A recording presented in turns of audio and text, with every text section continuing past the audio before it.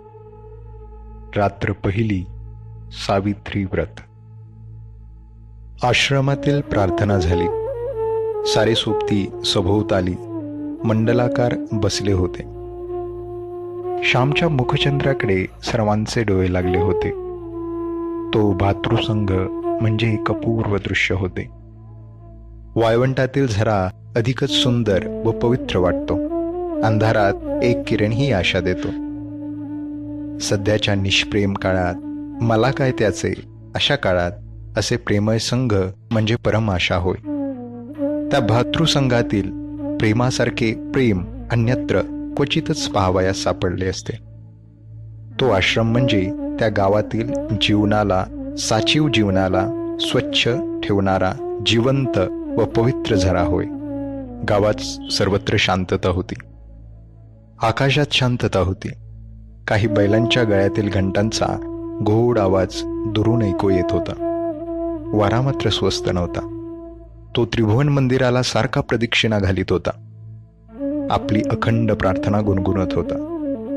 श्यामने सुरुवात केली. माझ्या आईचे माहेर फार श्रीमंत नव्हते, तरी सुखी होते. माहेरी खाण्यापिण्याची ददात नव्हती. माझ्या आईचे माहेर गावातच होते. माझ्या आईचे वडील फार कर्मठ व धर्मनिष्ठ होते. माझी आई सर्व भावंडात मोठी होती. माझ्या आईवर तिच्या आईबाबांचे फार प्रेम होते.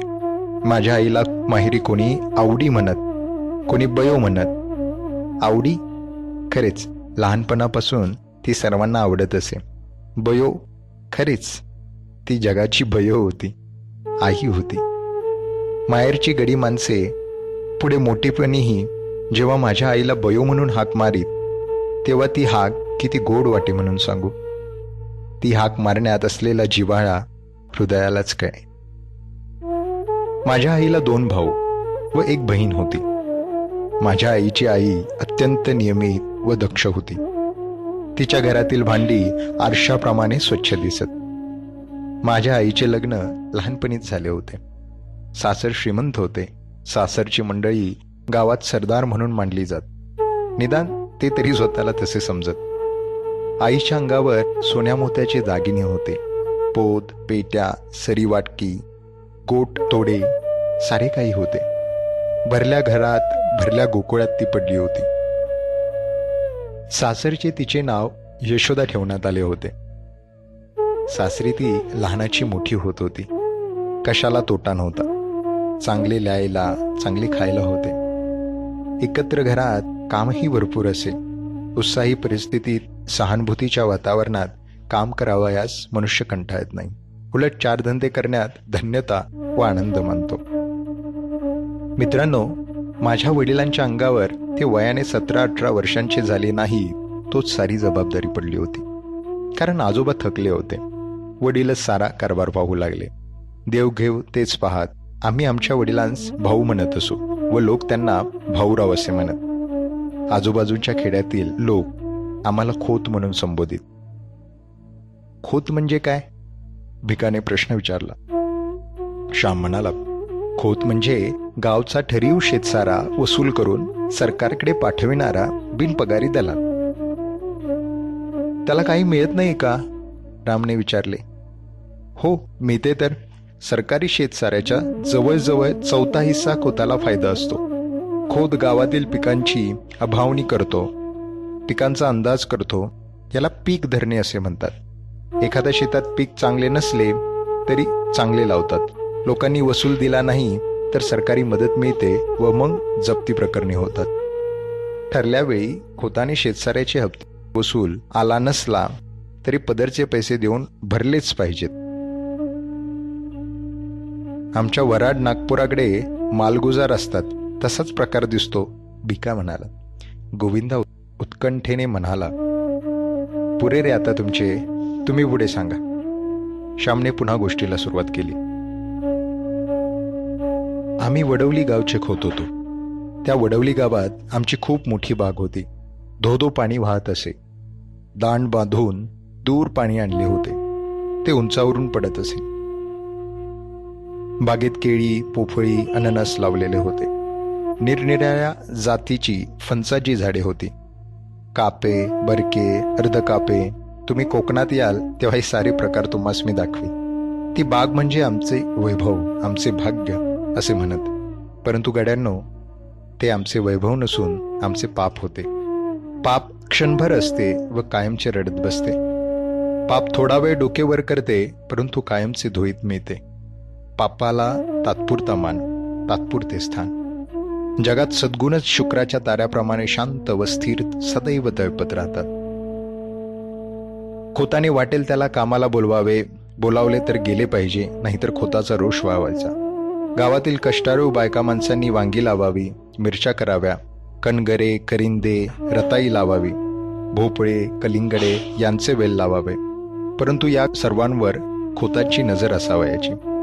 खरोखर या जगात दुसऱ्यांच्या श्रमावर जगणे यासारखे दुसरे पाप नाही. दुसऱ्याला राबवून, रात्रंदिवस श्रमवून, त्यांना तुच्छ मानून आपण गाद्या गिरद्यांवर लोळावे यासारखा अक्षम्य अपराध नाही. माझ्या आईच्या अंगाखांद्यावर जे दागिने होते ते कुठून आले? पाणीदार मोत्यांची नथ खेड्यातील गरीब बायकांच्या डोळ्यातील मोत्यांसारख्या मुलांच्या अश्रूंनी ती बनलेली होती. त्या गरीब लोकांच्या सोन्यासारख्या मुलांच्या तोंडावरील हास्य व अंगावरील बायसे आणि तजेला हिरावून आणून माझ्या आईला सोन्याचे गोट तोडे करण्यात आले होते. परमेश्वराला हे सत्य माझ्या आईला पटवून द्यायचे होते. तो माझ्या आईला जागे करणार होता.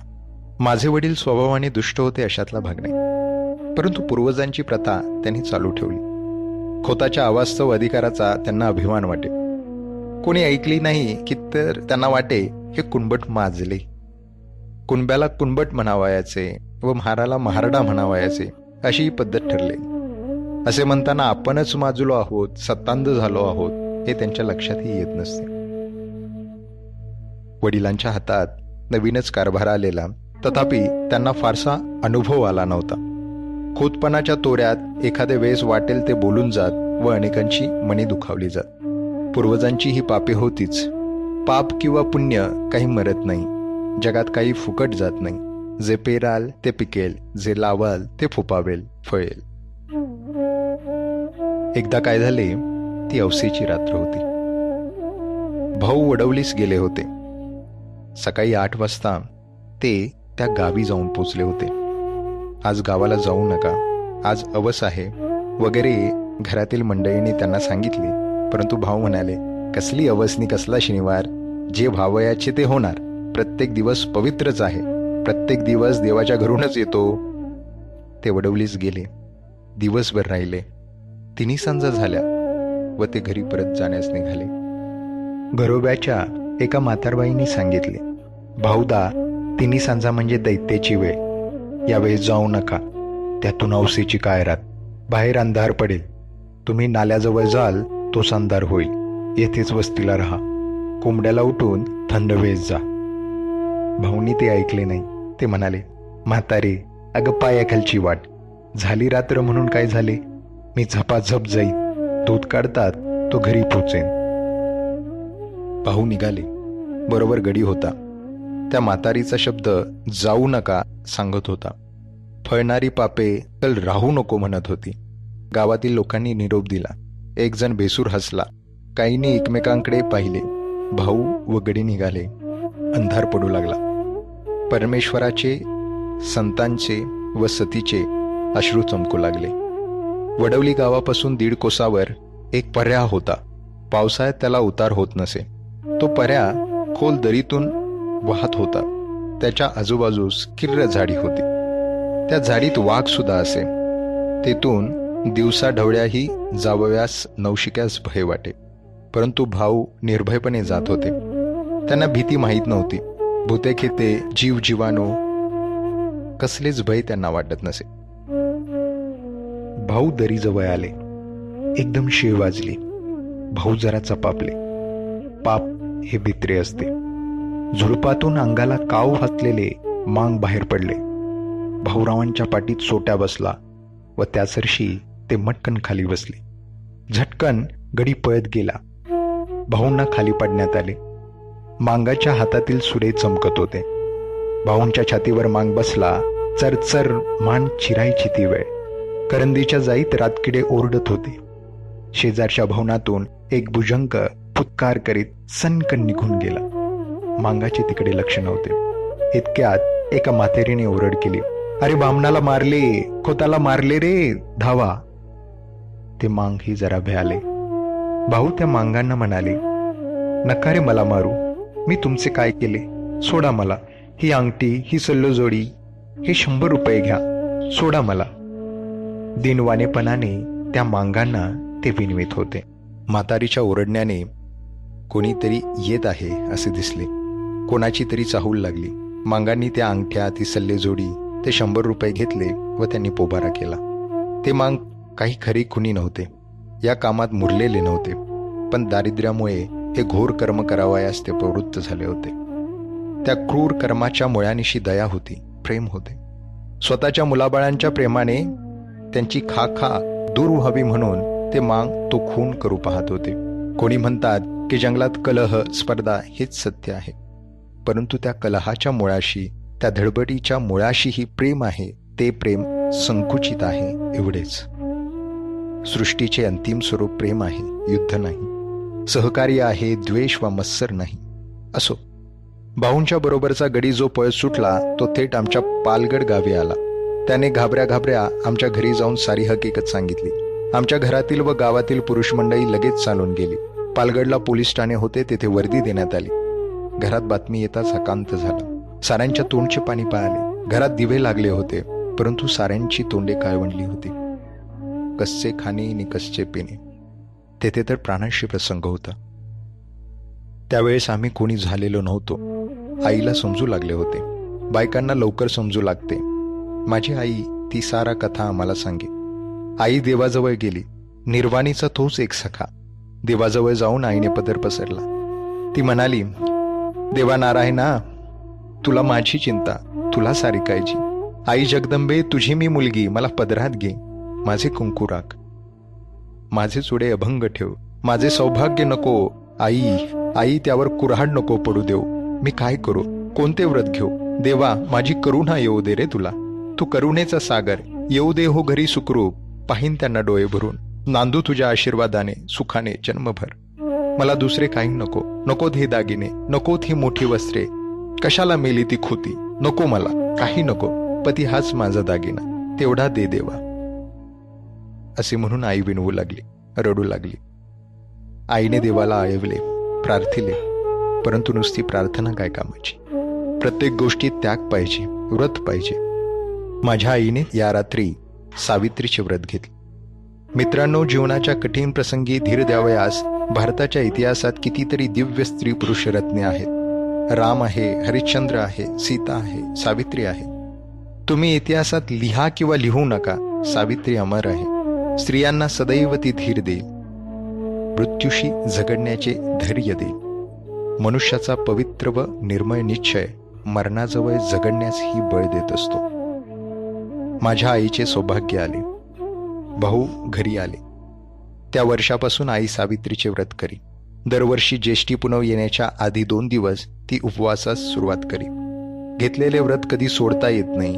या व्रतात वटपूजा करावायची असते.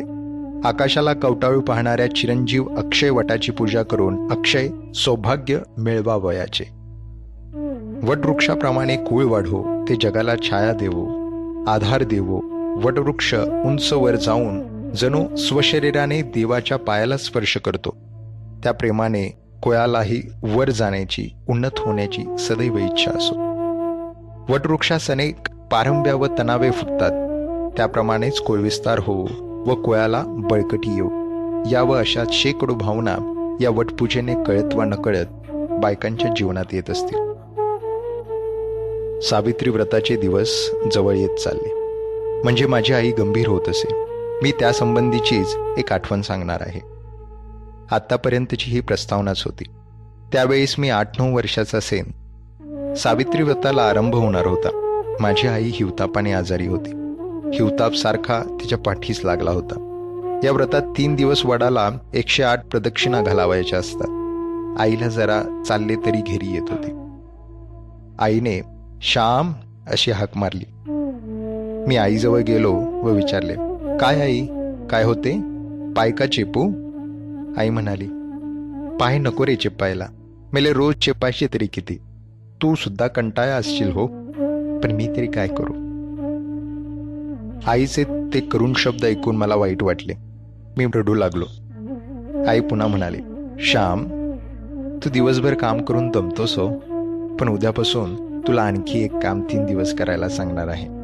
करशील ना तू बाय? कोणते काम? आई, मी कधीतरी नाही म्हटले ऐकत. मी म्हटले. आई गहिवरून आली, नाही, तू कधी सुद्धा नाही म्हणत नाहीस. हे बघ, उद्यापासून वटसावित्रीचे व्रत सुरू होईल. मला वडाला 108 प्रदक्षिणा घालता येणार नाही. मला भोवळ येईल. कशी तरी पारावर तुझा हात धरून जाईन, पूजा करीन, 3 प्रदक्षिणा घालीन, बाकीच्या प्रदक्षिणा तू घाल हो बाय. असे म्हणून आईने माझा हात आपल्या हातात घेतला. प्रेमळ व करुण अशा दृष्टीने तिने माझ्याकडे पाहिले. आई, माझ्या ग प्रदक्षिणा कशा चालतील? मी विचारले. चालतील हो बाय, देवाला डोळे आहेत, देव काही मेला नाही, त्याला सारे समजते कळते. तू म्हणजे मीच नाही का? अरे तू माझ्या पोटचा गोळा, माझाच जणू भाग, माझेच तू रूप. तू प्रदक्षिणा घालशील त्या माझ्याच होतील. मी दुबळी आजारी आहे हे देवाला माहिती आहे, आई म्हणाली. पण मला बायका हसतील, मी नाही जाणार वडावर. शाळेत जाणारी मुले मला बघतील व शाळेत आहा रे बायको असे म्हणून माझी फजिती करतील. मला लाज वाटते, मी नाही जाणार. शिवाय शाळा बुडेल, मास्तर रागावतील, अशा अनेक सबबी मी सांगू लागलो. आईची म्लान मुद्रा खिन्न झाली. ती म्हणाली, श्याम, आईचे काम करावयास कसली रे लाज? हे देवाचे काम. ते करीत असता तुला कोणी हसले तर तेच वेडे ठरतील. देवाचे काम करावयास लाजू नये, पाप करावयास माणसाने लाजावे. श्याम, त्या दिवशी चुलीमागचा खोबऱ्याचा तुकडा तू घेऊन खाल्लास, मी बघितले, पण बोलले नाही. जाऊ दे, मुलाची जात आहे. परंतु त्यावेळेस तुला लाज नाही वाटली, आणि आता देवाचे काम करावयास तुला लाज वाटते का रे? मग तो भक्तिविजय कशाला वाचतोस? तो पांडव प्रताप कशाला वाचतोस? तुझा आवडता श्रीकृष्ण घोडे हाकी, धर्माघरची उष्टी काढी. काम करावयास, प्रदक्षिणा घालावयास तुला लाज वाटते का? नसलास जाणार तर मी जाईन हो. येऊन जाऊन काय होईल? मी भोवळ येऊन पडेन, मरेन तर सुटेन एकदाची. देवाजवळ तरी जाईन. परंतु श्याम, तुमच्यासाठीच जगते रे. असे म्हणून आईने डोळ्यांना पदर लावला. आईचे शब्द माझ्या मनात खोल गेले. माझे हृदय विरघळले, पाझरले, पावन झाले. देवाचे काम करावयास लाजू नये, पाप करण्याची लाज धर. थोर शब्द. आजही ते शब्द मला आठवत आहेत. आजकाल ह्या शब्दांची किती जरुरी आहे. देवाच्या कामाची, देशाच्या कामाची, भारत मातेच्या कामाची आम्हास लाज वाटते. परंतु वाईट पुस्तके वाचण्याची, वाईट सिनेमा पाहण्याची, तपकीर ओढण्याची, विडी सिगारेट ओढण्याची, सुपारी खाण्याची, चैन करण्याची लाज वाटत नाही. पुण्यकर्म सत्कर्म करण्याची लाज वाटू लागली आहे व असत्कर्म करण्यात प्रौढी व संस्कृती येऊन राहिली आहे. फार वाईट आहे ही स्थिती. मी आईच्या पाया पडलो व म्हटले, आई, जाईन हो मी. कोणी मला हसो, कोणी काही म्हणो, मी जाईन. पुंडलिक आईबाबाची सेवा करून मोठा झाला, देवाला बांधून आणता झाला. तुझे काम करून मला तुझा व देवाचा लाडका होऊ दे. शाळेत मास्तर रागावले, त्यांनी मारले तरी चालेल. आई, तुला माझा राग आला होय? तुला वाईट वाटले? असे केविलवाने मी विचारले. नाही हो बाय, मी तुझ्यावर कशी रागवेन? मला तुझ्यावर रागवता येत नाही हो श्याम. आई म्हणाली, गड्यानो, मी घरी असलो व वटसावित्री जर आली असली तर वडाला प्रदक्षिणा घालण्यास मी नेहमी जात असे. माझ्या आईचे त्या दिवशीचे शब्द मी कधी विसरणार नाही. पाप करताना लाज वाटू दे, चांगले करताना लाज नको.